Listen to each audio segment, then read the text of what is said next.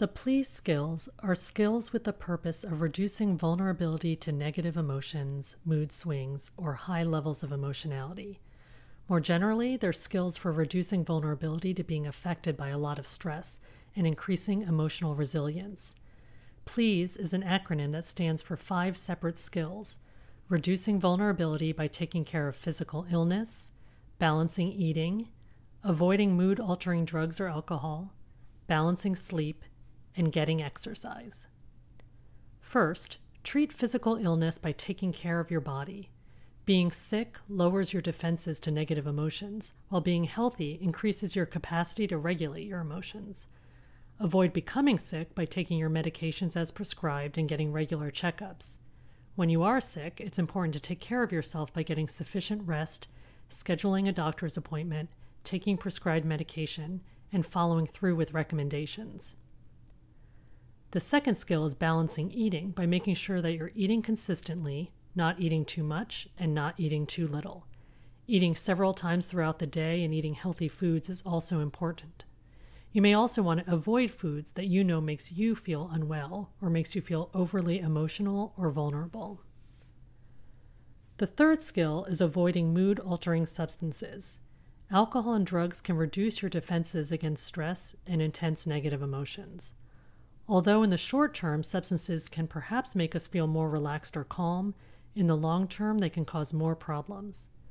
Coping with difficult situations in a way that doesn't involve resorting to mood-altering drugs or alcohol is a good place to start. And if you are going to use alcohol, do it in a moderate way that doesn't make you more vulnerable. Know yourself and know the effect that substances have on you in the long run, including the next morning. The fourth skill is balancing sleep. Again, not sleeping too much or too little, knowing what gets in the way of you having a good night's sleep and trying to reduce those things.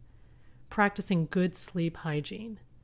For example, getting rid of devices before sleep, not watching TV in bed, avoiding caffeine before sleeping, and going to bed and waking up around the same time every day.